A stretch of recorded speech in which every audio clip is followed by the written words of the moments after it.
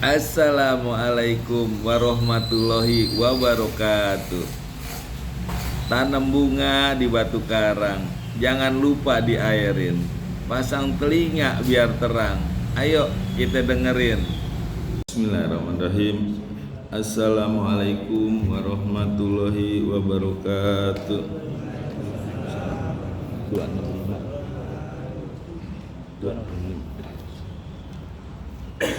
Innal hamdalillah nahmaduhu wa nasta'inuhu wa nastaghfiruh wa na'udzu billahi min sururi anfusina wa min sayyiati a'malina may yahdihillahu fala mudhillalah wa may yudhlilhu fala hadiyalah. Asyhadu an la ilaha illallah wahdahu la syarikalah wa asyhadu anna Muhammadan abduhu wa rasuluh. Allahumma sholli ala Muhammad wa ala alihi wa ashabihi wa man tabi'ahum bi ihsanin ila yaumiddin. Amma ba'du. Bapak Ibu yang dirahmati Allah, sebelum kita mulai belajar, mari kita membaca doa belajar. Bismillahirrahmanirrahim. Raditu billahi robba wa bil islami dina wa bi Muhammadin nabiyya wa rasula. Rabbi zidni ilma wa zukni fahma, amin. Sadaqallahul azim. Baik Bapak Ibu ya, kita kemarin terakhir ayat 264. Berarti sekarang kita bahas surat Al-Baqarah ayat 265 dan 266 ya. Namun sebelumnya dibaca dulu, siapa yang mau baca?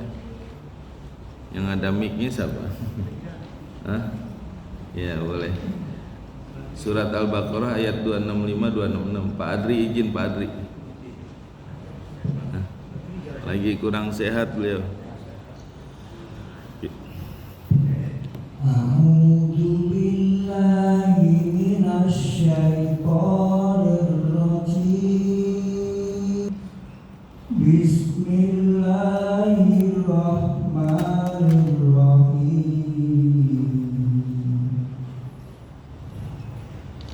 Wa masalul ladzina yunfikuna amwalahum ibtigha'a mardhatillah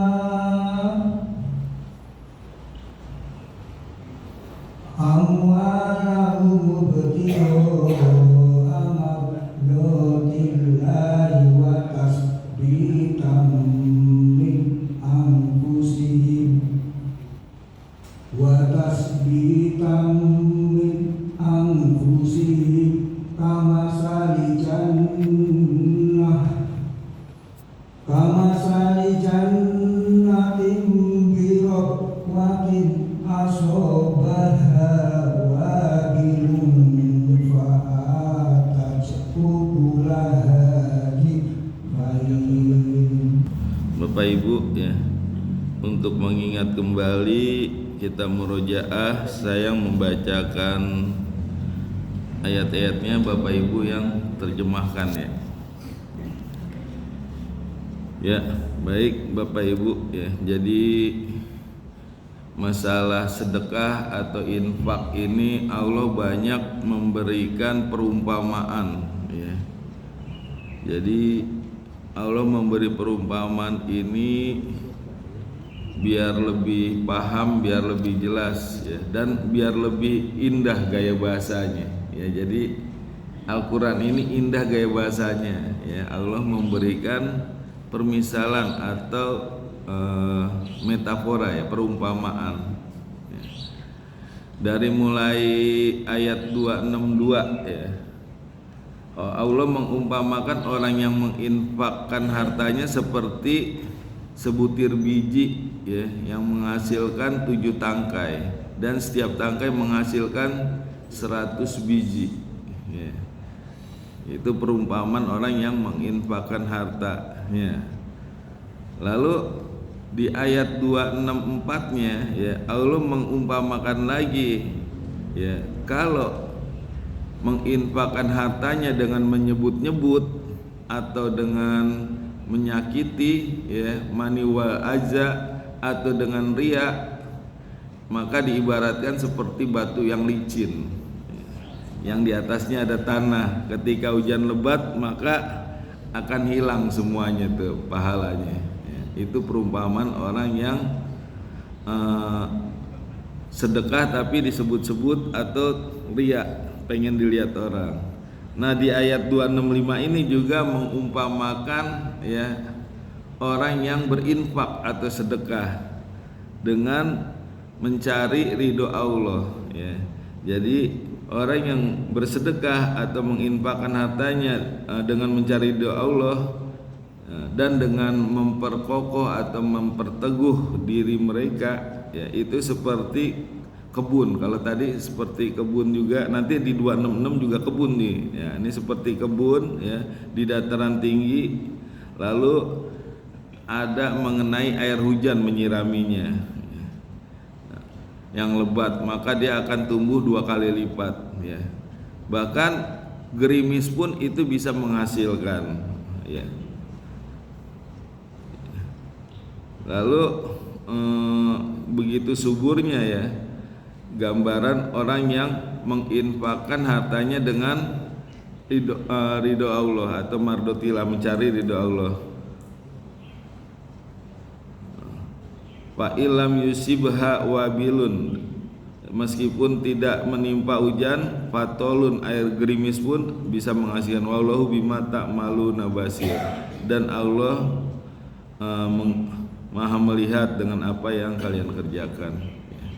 Jadi Allah banyak memberikan perumpamaan tentang sedekah. Nanti di ayat 266 juga gitu ya. Nanti Allah mengumpamakan orang yang bersedekah seperti kebun juga ya. Nah, kalau ini untuk orang yang ridho ya, atau mencari keridhaan Allah, ikhlas ya. Itu seperti kebun yang ada di dataran tinggi. Ya, kita bahas mulai huruf per huruf ya, kata per kata. Wa masalul ladzina yunfikun, dan perumpamaan orang-orang yang infakkan amwalahum, harta mereka. Jadi di sini yang dimaksud menginfakkan harta yaitu menginfakkan dengan istiqomah, dengan rutin. Ya, di sini menggunakan fi'il mudhari, yunfikun, menginfakkan. Fi'il mudhari kan present tense ya. Kalau fi'il madi past tense yang lampau. Artinya sekarang dan seterusnya. Tuh fi'il mudhari tuh ya. Jadi dia bersedekah hari ini dan seterusnya ya. Itu tetap dia istiqomah atau terus menerus. Ya, ini orang yang menginfakkan hartanya terus menerus ya, istiqomah, ibtigo amardotillah, dan ingin mencari keridhaan Allah ya, watasbitan, dan memperteguh atau memperkokoh min anfusihim, dari diri mereka ya. Jadi di sini ya, bagi orang yang mencari keridhaan Allah itu nanti akan diumpamakan seperti kebun yang ada di dataran tinggi. Itu akan menghasilkan dipain. Dipain ini artinya 2 kali lipat. Nah, di sini yang dimaksud ikhlas atau mencari ridha Allah itu tidak mengharapkan pujian dari orang ya, tidak untuk mencari kekayaan ya. Ada kan orang sedekah niatnya biar kaya gitu. Sedekah mobil dapat rumah misalnya. Ya, tidak mencari wibawa ya. Ada kan orang jadi berwibawa dengan sedekah besar, harapannya dihormati. Juga tidak mencari suara ya. Jadi ikhlas tujuannya karena Allah, mengharapkan ridha Allah ya. Jadi tangan kanan memberi, tangan kiri tidak mengetahui ya. Itu kan kalau tangan kanan sama tangan kiri kemana-mana selalu bersamaan, nggak pernah terpisah itu ya. Dia selalu bersama, tapi kalau bisa nggak boleh tahu itu tangan kiri ketika tangan kanan memberi ya. Artinya kita bersedekah tidak boleh ada yang tahu istri pun yang dekat sama kita itu kalau perlu nggak usah tahu ya, udah hanya kita dengan Allah aja ya, kita mengharapkan ridho dari Allah, hanya kepada Allah kita mengharapkan ridhonya ya, nggak perlu kita dipuji mengharapkan pujian. Kalau orang yang dipuji mengharapkan pujian, mencari suara, ada manfaatnya enggak? Ada, tapi hanya duniawi ya. Mungkin dia nanti disebut sebagai orang yang dermawan ya, jadi terkenal ya, tapi di dunia, di akhiratnya dia nggak dapat apa-apa ya.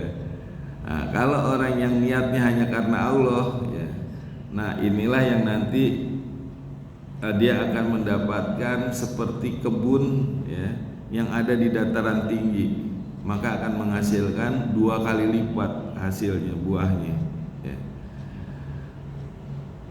Boleh gak kalau sedekah diumumkan? Maksudnya untuk memotivasi, boleh aja ya, boleh disebut, tapi disembunyikan jauh lebih baik ya. Nggak usah disebut nama lah, hamba Allah misalnya, kalau emang buat transparansi gitu kan. Biasanya bendahara butuh administrasi untuk transparansi ya. Ya kalau perlu nggak usah disebut nama, itu lebih ikhlas, lebih ini ya, lebih mengharapkan ridho. Karena kalau disebut nama khawatir nanti menjadi riya, pengen dilihat ya, bukan riya ya, sum'ah, pengen didengar ya. Nah, jadi boleh aja, tapi kalau bisa tidak disebut lebih baik, karena lebih menjaga dari sum'ah ya, ingin didengar, atau riya, ingin dilihat gitu ya. Nah, jadi orang yang ingin mencari ridho Allah semata-mata hanya mengharapkan keridhaan Allah, inilah yang nanti akan mendapatkan ya seperti kebun yang ada di dataran tinggi. Wa tasbitan min anfusihim, dan dia memperteguh dari diri mereka. Jadi di sini bukannya bersedekah untuk memperteguh diri mereka. Kalau di sini kan terjemahannya, coba di sini terjemahannya apa nih? Untuk memperteguh jiwa mereka. Sebenarnya watasbitan bi anfusihim itu dia udah teguh jiwanya, udah kokoh jiwanya ya, sehingga dia mau bersedekah untuk mengharapkan ridho Allah ya. Jadi bukannya untuk memperteguh, tapi dia udah teguh, udah kokoh jiwanya, sehingga dia mau bersedekah untuk mengharapkan ridhonya Allah ya. Nah, tasbitan sendiri ya, ini di sini bisa diartikan ada 3 nih ya. Bisa untuk mengokohkan hati mereka ya, maksudnya dia nggak peduli setelah disedekahkan tuh, udah nggak mau menyebut-nyebut lagi, nggak mau menyakiti atau riya, pokoknya udah dia sedekah. Yang dikasih entah dia mau ngucapin terima kasih atau enggak, dia nggak peduli ya, pokoknya udah niatnya adalah bersedekah. Itu yang pertama ya. Jadi untuk mengokohkan hati ya. Udah dikasih, udah dia mau terima kasih mau enggak itu nggak masalah, urusan dia gitu, nggak usah kita kecewa gitu. Udah dikasih nggak ada terima kasihnya, udah nggak usah gitu. Nah yang kedua ya, ini tasbitan min anfusihim itu bisa juga artinya meyakini ya, bahwa apa yang telah dinafkahkan itu pahalanya pasti ya telah diterima oleh Allah ya. Jadi tasbitan anfusihim itu meyakini bahwa pahala yang udah nafkah yang udah diinfakkan itu pasti telah diterima oleh Allah. Jadi yakin aja udah gitu. Yang ketiga yang dimaksud tasbitan anfusihim ya, ini memastikan nih, ulama ini beda-beda nih pendapatnya ini. Memastikan kepada siapa harta ini diberikan. Jadi jelas Ya, jangan sampai nanti diberikan kepada pemabuk, nanti diberikan minuman. Nah, itu salah jadinya. Ya, jadi tasbitan kusim juga bisa artinya memastikan memberikan sedekah itu kepada orang yang tepat. Ya, jadi tidak salah memberikannya. Nah, kalau memberikan kepada penjudi nanti buat judol. Beri kepada pemabuk buat beli minuman. Nah, itu salah. Ya, jadi memastikan memberikan sedekah tepat sasaran. Ya, jadi ada 3 penafsiran dari tasbitan. Ya, memperkokoh hati. Yang kedua tadi apa? Meyakini bahwa apa yang diinfakkan itu udah pasti diterima oleh Allah. Yang ketiga, memastikan apa yang diberikan itu sesuai dengan sasaran. Ya.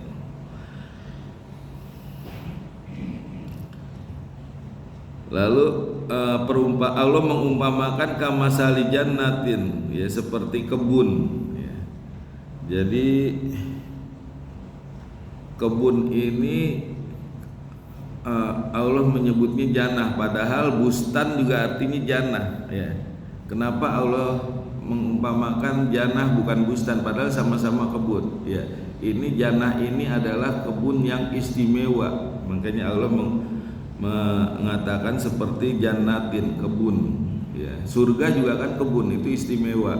Artinya apa? Jannah itu artinya tertutup. Jadi semua tertutup, ya, tanahnya, pasirnya udah nggak kelihatan. Jadi ketutupan pohon-pohon yang tinggi, ada juga pohon yang pendek, ya. Kalau yang pendek seperti rumput, bunga-bungaan, jadi semua ketutup semua dengan pohon-pohonan, tanam-tanaman. Ada yang besar, ada yang kecil, ya. Udah nggak kelihatan lagi tanah atau pasirnya, ya. Ada rumput, bunga-bungaan. Nah, ini pokoknya begitu indah lah, ya. Nah, jadi perumpamaannya seperti jannatin, kebun, bukannya bustan, ya. Tapi kebun yang istimewa, birokwatin, di dataran tinggi, ya.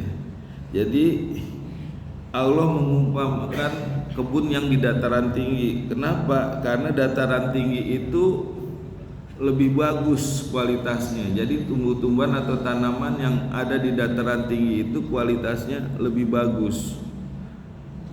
Ya, kayak seperti sayur-sayuran itu banyak dikirim dari mana? Dari puncak. Ya, karena lebih bagus kualitasnya, ya. Terus juga kalau di dataran tinggi itu lebih banyak menyerap air, ya. Kan di atas tuh hujan dari atas menyerap air, pohon itu menyerap gitu, dan tidak banjir, tidak erosi. Jarang kan di puncak itu terjadi banjir. Ada juga puncak di Kambing Hitam kan, kalau hujan banjir Jakarta, ya. Ini kiriman dari sana puncak nih. Kiriman dari Bogor, di Kambing Hitam kan, ya. Tidak erosi kecuali kalau pohon-pohonnya ditebangin buat perumahan, ya. Nah, jadi dataran tinggi itu sangat baik buat tumbuh-tumbuhan atau tanam-tanaman. Dia juga di dataran tinggi itu anginnya lebih kencang, ya. Jadi hama-hama tuh bisa terhempas tuh dengan angin yang kencang gitu, ya. Terus di dataran tinggi juga jauh dari polusi, nggak seperti di dataran rendah, banyak polusi kendaraan, ya.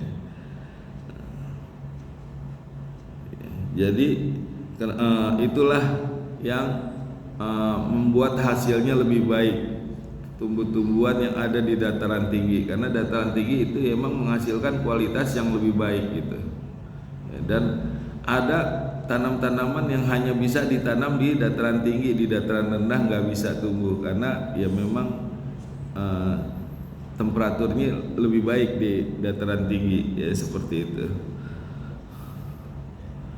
Asobaha wabilun, dan menimpanya hujan yang lebat, ya. Jadi kalau ada hujan itu dataran tinggi lebih duluan tuh. Nanti sisanya ke bawah. Wabilun fa'atat ukulaha, maka dia akan menghasilkan buah-buahan ini 2 kali lipat. Jadi kalau nanam buah-buahan atau sayur-sayuran di dataran tinggi itu hasilnya lebih bagus dan berkali lipat sampai 2 kali lipat di ini dibanding di dataran rendah. Wa ilam yusibha, maka jika tidak menimpanya wabilun, ya, hujan yang lebat, fatolun, hujan gerimis pun itu bisa menghasilkan. Karena apa? Karena pohon-pohonnya udah menyerap air gitu ya, jadi nggak ada hujan pun, gerimis pun jadi tetap menghasilkan. Karena apa? Karena udah ada menyerap air sebelumnya. Bahkan embun pun ya itu bisa menyuburkan ya. Itu gambaran tanah yang di dataran tinggi seperti itu ya. Jadi orang yang menanam tumbuhan di dataran tinggi ini kalau diibaratkan seperti hati ya, yang kalau disiram dengan siraman rohani ya, itu akan subur hati kita ya. Ini kita umpamakan juga nih permisalannya nih. Kalau tadi Allah mengumpamakan orang yang menafkahkan hartanya seperti orang yang menanam tumbuhan di dataran tinggi. Nah, ini orang yang menanam di tumbuhan di dataran tinggi itu ibaratnya seperti hati yang disiram dengan siraman rohani, maka dia akan menghasilkan tanam-tanaman ya, dan tanaman-tanaman itu menghasilkan buah-buahan. Buah-buahannya apa? Perkataan-perkataan yang baik ya. Dari mulutnya keluar perkataan-perkataan baik, dari matanya mengeluarkan yang baik, melihat hal yang baik-baik, telinganya, tangannya, kakinya untuk berbuat yang bermanfaat ya. Nah, dari hati yang baik, hati itu kan ibaratnya sebagai penggerak buat mata, telinga, tangan, kaki ya. Maka dengan disiram dengan siraman rohani ya, membaca Al-Quran, hadis, mendengarkan pengajian, maka itu hati kita juga nanti akan subur ya, akan mengeluarkan perkataan-perkataan baik, juga mengeluarkan perbuatan-perbuatan yang bermanfaat ya. Itu kalau kita sering disirami dengan siraman rohani seperti membaca Quran, hadis, dan mengikuti kajian-kajian ya. Sama seperti tanam-tanaman juga gitu ya. Jadi itulah ya, kalau hati sering disiram dengan siraman rohani ya. Hati meskipun kita nggak bisa melihat ya, kan ada pepatah tuh, hati orang siapa yang tahu gitu ya. Tapi kita bisa tahu hati seseorang dari perkataannya, dari perbuatannya ya, dari tingkah lakunya. Nah, itu ketahuan ketika dia berucap, bertutur, kita tahu hatinya dia seperti apa ya. Dari perbuatannya kita tahu hatinya dia ya. Orang yang beriman biasanya yang diucapkan tentang pengajian ya. Orang yang bisnis biasanya ngucapin tentang bisnis aja gitu kan. Nah, itu jadi dari ucapannya kita tahu hatinya dia ya. Meskipun hati tidak ada yang tahu, siapa yang tahu, tapi dengan ucapan dan perbuatannya kita bisa mengetahui ya hatinya dia seperti apa ya.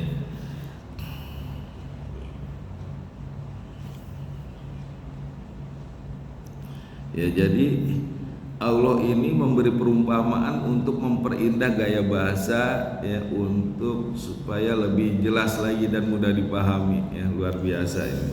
Jadi orang yang menginfakkan dengan ridha Allah itu nanti pahalanya berlipat-lipat itu ya, berlipat-lipat, mendapat ganjaran ya.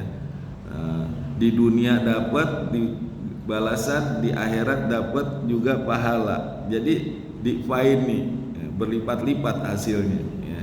Itu perumpamaan orang yang menginfakkan hartanya karena mengharapkan ridho Allah ya. Mengharapkan dengan keikhlasannya, mengharapkan pahala dari Allah. Wallahu bima ta'maluna basir, dan Allah ya dengan apa yang kalian kerjakan maha melihat ya. Jadi Allah melihat bukan hanya yang nampak aja, tapi Allah juga melihat niatnya ya. Allah tahu melihat tuh apa niat yang dia ini sedekahkan.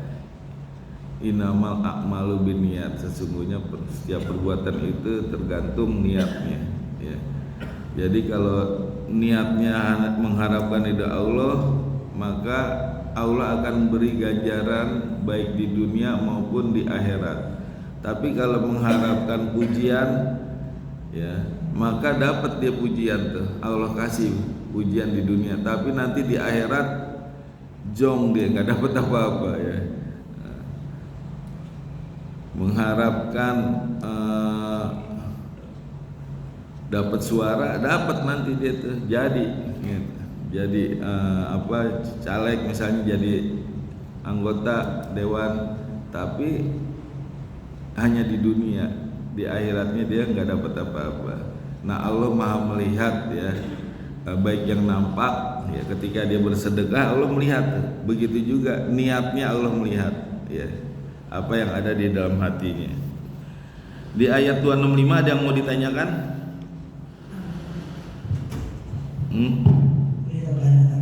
Sebelum dilanjut 266 ya boleh. Pertanyaan saya ada dua. Yang pertama itu ada statement begini, orang mau beramal kalau dia orang lihat, tetapi orang tidak mau beramal karena takut dilihat orang, itu juga lihat katanya, apakah betul? Jadi definisi ikhlas itu sendiri jadi sudah apa? Yang pertama. Terus yang kedua, tadi yang pertama saya belum jelas nih, coba. Jadi saya mungkin kita beramal kalau nyata dilihat orang, iya. Nah, tapi juga ada saya tidak akan beramal nanti takut dilihat orang. Kayak jadi beramal itu sekali. Iya. Nah, makanya definisi ikhlas itu sendiri seperti apa? Yang kedua ada istilah tawasul. Itu ada cerita gini yang terjebak di gua apa yang dia, ya Allah saya pernah beramal begini. Iya. Kalau itu ini amal saya tolong nggak itu. Pertanyaannya, kalau kita bertawasul kepada Allah dengan amalan kita, apakah kita masih dapat pahala dan Iya. Baik. Oh ada lagi. Seperti Pak Ustadz bilang tadi kan segala sesuatu harus ridho karena Allah. Nah, bagaimana untuk ada kan suatu penjelasan di mana menjelaskan tentang obatilah sakitmu dengan sedekah. Yeah.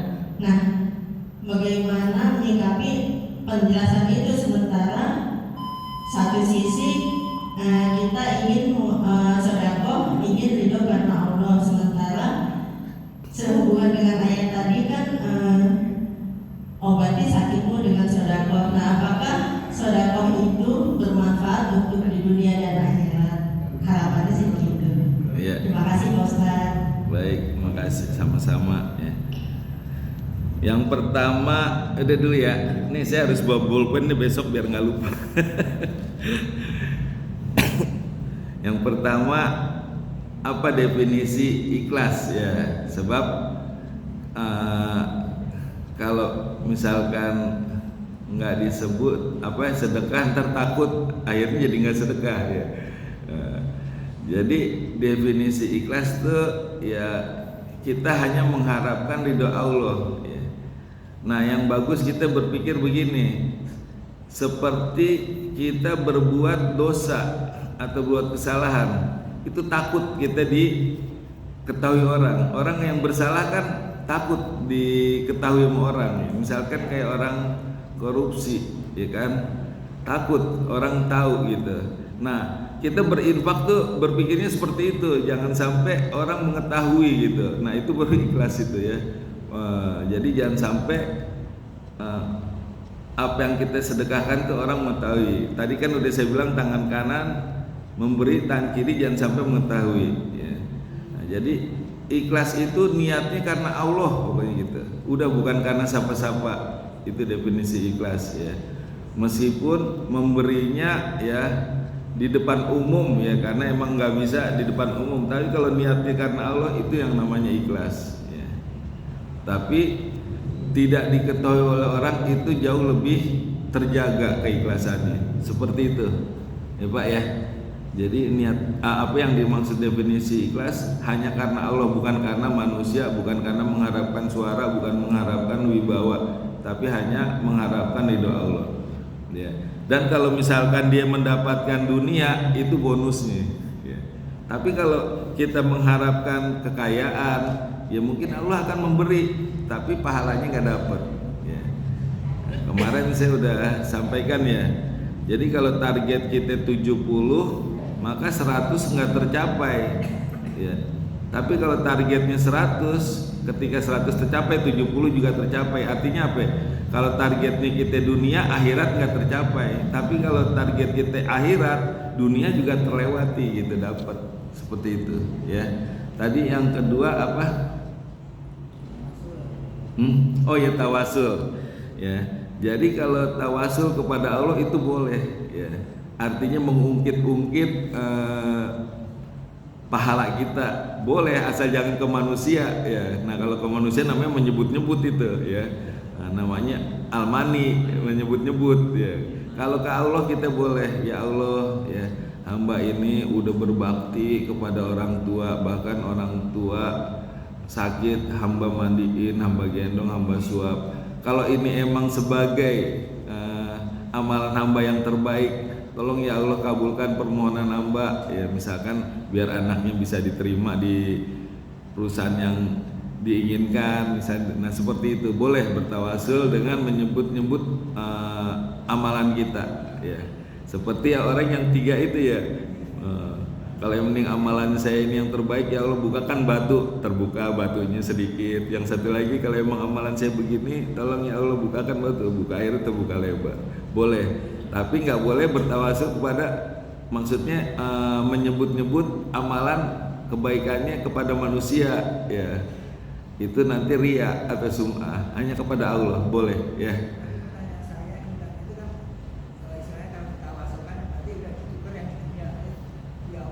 Pakai mic ya, pakai mic biar denger yang lain. Tadi mic apa hari? Belum. Ibu aja belum dijawab daripadanya. Hari kita beramal mudah-mudahan anak saya lulus, kita masukkan. Nah, ternyata teman anaknya lulus. Nah, artinya apakah pahala itu jadi juga diminta lulus sehingga di akhir mendapat atau kita dapat? Tetap dapat ya, karena doa itu kan termasuk ibadah ya. Ketika kita doa itu jadi ibadah, dapat pahala juga ya. Tetap nggak mengurangi pahala. Asal kepada Allah curhatnya ya. Kita curhat tentang dosa-dosa kita sama Allah juga boleh, baik itu ya Allah hamba telah berbuat ini, berbuat itu, ampunilah ya Allah. Tapi nggak boleh menceritakan aib kepada orang. Ya nggak boleh buka aib, tapi sama Allah boleh kita curhat ya. Dosa-dosa kita sebutin, terus mohon ampun ya Allah, nggak akan melakukan lagi, itu boleh ya. Jadi mau kita curhat tentang aib kita atau tentang amalan kita kepada Allah boleh ya, asal jangan ke manusia. Kita juga nggak boleh menceritakan aib kita ke manusia, nggak boleh. Allah udah sembunyikan, udah tutup, malah diceritain, nah itu nggak boleh, dosa ya. Terus tadi yang ibu bersedekah untuk mengobati orang sakit gitu ya. Tadi apakah itu termasuk apa, riya atau gimana maksudnya? Iya kan, dalam suatu penjelasan saya pernah menerima obatilah sakitmu dengan sedekah. Ya dalam arti kan kita memasrahkan segala sesuatu pada Allah. Nah sementara sedekah itu kan dengan harapan kita punya buah di akhirat. Apakah di dunia bisa dapat dan di akhirat juga bisa dapat? Ya baik ya. Ya jadi memang itu Allah ya menyampaikan bahwa sedekah itu bisa menyembuhkan penyakitmu, itu benar ya. Dan itu boleh ya kalau diniatkan untuk kesembuhan ya. Misalkan ya Allah ya, dengan hamba bersedekah ya mengharapkan ridhomu, hamba juga mengharapkan agar ya penyakit hamba atau penyakit anak hamba bisa disembuhkan. Nah itu tetap dapat pahala ya. Tapi yang penting kita awalnya mengharapkan ridho. Dengan mengharapkan ridhomu dan sedekah ini hamba mengharapkan semoga bisa menyembuhkan penyakit gitu. Bisa itu, nggak mengurangi pahala ya, kecuali mengharapkan yang lain. Ya Allah, dengan ridhomu hamba mengharapkan dapat suara. Ya, itu beda lagi di hati dia ya. Ada lagi? Assalamualaikum warahmatullahi wabarakatuh. Waalaikumsalam warahmatullahi Saya wabarakatuh. menanyakan pahala dimanapun dia tidak mendapat pahala akhirat, atau mungkin bisa suatu saat orang yang non Islam itu kan itu suatu saat dapat hidayah dengan kebaikannya itu yang pertama Pak ya. Yang kedua, pahala itu kan yang paling banyak diperoleh itu kan 700 kali. Tapi menurut saya bisa lebih dari 700 kali Pak. Karena kita itu kan contohnya kita dagang dapat untuk 10 aja sudah 10% Pak. Itu kan sudah bagus. Dan kalau Allah memberinya mengaruhnya kali Pak. Jadi kita berbuat satu dibalas 700 kali. Tapi menurut saya bisa lebih dari 700 kali. Karena apa? Dari yang pahala satu kali itu kita infakkan lagi. Jadi bisa mungkin 700 pangkat berapa, pangkat berjuta-juta gitu Pak. Terima kasih Pak. Wassalamualaikum warahmatullahi wabarakatuh. Ya. Baik ya, jadi yang pertama kalau non muslim bersedekah apakah dapat pahala? Nggak dapat. Pokoknya semua perbuatan kebaikan. Perbuatan kebaikan apakah dapat pahala? Gitu. Pahala akhirat ya. Jawabannya tidak dapat. Karena dia belum sah menjadi muslim ya. Jadi nggak dapat, ibaratnya passwordnya belum dapat ya, harus kalimat syahadat dulu. Ibaratnya orang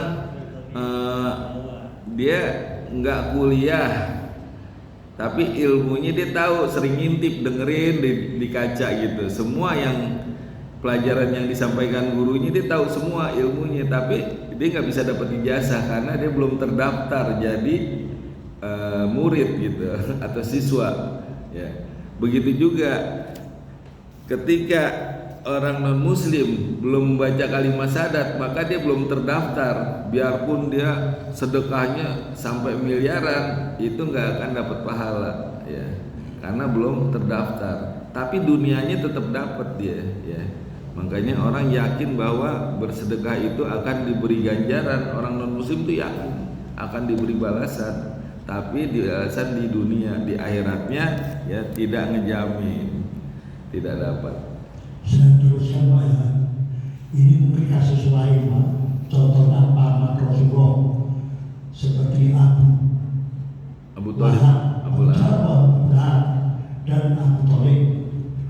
Beliau ini tidak beriman Islam, tapi Abu Lahab dia dapat keringanan setiap hari Senin. Karena waktu Rasulullah kecil itu dia sayang banget. Itu pun juga dapat keringanan. Menurut saya itu juga salah satu pahala, meskipun bukan tambahan pahala tapi keringanan. Seperti Abu Thalib karena membela Rasulullah dia di neraka, tapi mungkin nerakanya cuma kecil aja gitu Pak. Berarti itu salah satu bentuk pahala akhirat lain yang merupakan keringanan hukuman gitu Pak. Jadi menurut saya masih bisa orang non muslim itu dapat keringanan atau pahala. Ya. Baik ya. Jadi pamannya Rasulullah Abu Thalib itu ya, itu Rasulullah udah mohon sama Abu Thalib, ya paman, ayo ucapkan kalimat tauhid, kalimat syahadat, nanti aku akan bantu di akhirat ya. Begitu dilihat sebelah kanan Abu Jahal, sebelah kiri Abu Lahab. Nah, dia merasa sebagai orang yang dituakan ya, gengsi gitu. Ayo paman, kata Rasulullah gitu, sebut nanti aku akan bantu di akhirat. Tapi dia nggak mau menyebut la ilaha illallah Muhammad Rasulullah. Malah dia bilang Muhammad ponakanku, bukan Muhammad utusan Allah. Ya, akhirnya ketika meninggal Rasulullah sedih. Ya, artinya apa? Seorang Rasul pun ketika ya pamannya yang membantu dari kecil ya sampai dia dewasa, bahkan dia membantu ketika berdakwah ya, banyak yang mengganggu kan itu. Nah, itu paman yang bantu, tapi tetap ya dia membela agama Islam ya, tapi karena dia nggak masuk Islam tetap masuk neraka, meskipun nerakanya neraka yang paling ringan. Kalau pengen tahu neraka yang paling ringan ya, itu ketika kita injak sendal yang ada di neraka nih, terompah yang itu ubun-ubunnya mencair tuh, apa, kebakar itu yang paling ringan. Itu mau yang paling ringan di neraka nggak akan kuat ya. Jadi seringan-ringannya di neraka ya, ketika kita injek terompahnya nih, seringan-ringannya Abu Thalib nih paling ringan kan. Nah, itu diinjek terompahnya itu otaknya aja sampai mencair karena kepanasan, itu paling ringan. Jadi jangan harap deh di neraka deh seringan-ringannya dia tetap nggak kuat gitu ya, karena apinya 70 kali lipat. Terus yang kedua ya, yang kedua itu pahala 700 kali lipat. Pahala Allah kalau mau beri tak terhingga ya. Makanya bagi orang yang berpuasa ya, itu Allah memberikan pahala langsung ya, jadi pahalanya tak terhingga. Jadi bukannya terbatas hanya 700. Nah, kalau orang Arab memang ya itu mengucapkan angka yang jumlahnya banyak itu biasanya pakai angka 7 ya. 700 kali lipat, langit 7 kali, terus apalagi tuh 7 kali. Nah, pokoknya angka 7 tuh hitungannya dianggap hitungan yang jumlah banyak gitu ya. Terus api panasnya 70 kali. Ya, jadi 70 kali itu seperti angka yang banyak. Angka 7 itu angka yang banyak ya. Allah memberi pahala tak terhingga itu ya. Seperti ketika orang puasa Allah langsung memberi pahala ya, ya, tidak terhingga. Ya, masih ada? Cukup? Waktunya masih bisa dilanjut? Udah habis ya? Ya udah, kita lanjut minggu depan mah kisah-kisah ya. Kita hatmil Quran. Allahumma arhamna bil Quran waj'alhu lana imama wa nura wa huda wa rahmah. Allahumma zakirna minhu ma nasina wa alina minhum majahilna wa zubna tilawatahu ana al-laili wa atrafan nahar waj'alhu lana hujatai ya rabbal alamin. Karena kami ilmu agar bisa membaca dan menghafal Al-Quran dengan baik dan benar. Ya Allah, berikanlah kami ilmu agar bisa memahami dan mengamalkan Al-Quran dengan baik dan benar. Rabbana taqabbal minna innaka antas samiul alim. Rabbana atina fid dunya hasanah wa fil akhirati hasanah wa qina adzabannar. Subhanakallahumma bihamdika asyhadu an la ilaha illa anta astaghfiruka wa atubu ilaik. Assalamualaikum warahmatullahi